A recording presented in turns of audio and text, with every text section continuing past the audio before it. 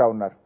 ఇవాళ ఇంకో విషయం కూడా ఏంటంటే మన రాష్ట్ర విభజన జరిగినప్పుడు 10 ఏళ్ల పాటు హైదరాబాద్ను జాయింట్ క్యాపిటల్గా పెట్టారు. ఈ జూన్కు ఆ 10 ఏళ్లు పూర్తి కాబోతా ఉన్నాయి. మళ్ళీ జాయింట్ క్యాపిటల్ని ఎక్స్టెండ్ చేయాలని ఇప్పటికే ఆంధ్రప్రదేశ్ నుంచి స్టార్ట్ అయింది. రేపు దాన్ని గట్టిగా అడ్డుకోవాలన్నా పార్లమెంట్లో గొంతు విప్పి మాట్లాడాలంటే అది బీఆర్ఎస్ పార్టీతో సాధ్యమవుతుంది. ఇవాళ రేవంత్ రెడ్డి గారికి ఆంధ్రాలో ఆయన మూలాలు ఉన్నాయి. ఆయన మళ్ళీ వాళ్ళకి సహకరించే ప్రమాదం లేకపోలేదు. గతంలో కూడా 7 మండలాలను ఆంధ్రప్రదేశ్లో కలిపినప్పుడు బీజేపీ ప్రతిపాదించింది, కాంగ్రెస్ ఆ బిల్లుకు మద్దతు ఇచ్చింది. ఎందుకంటే వీళ్ళ రాజకీయ ప్రయోజనాల కోసం ఆ 7 మండలాలను లోయర్ సీలేర్ పవర్ ప్రాజెక్టును తెలంగాణకు దక్కకుండా చేసిన 2 జాతీయ ప్రాజెక్టులు ఆ రోజు తెలంగాణలో 7 మండలాలను సీరియస్గా వ్యతిరేకించింది, బంద్ కాల్ ఇచ్చింది, దీనికి బిల్లుకు అగెనిస్ట్గా ఓటేసింది ఒక్క బీఆర్ఎస్ పార్టీ మాత్రమే.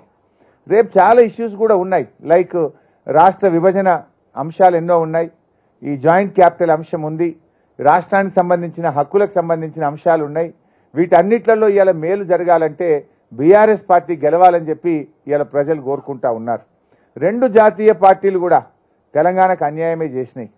ఇవాళ బీజేపీ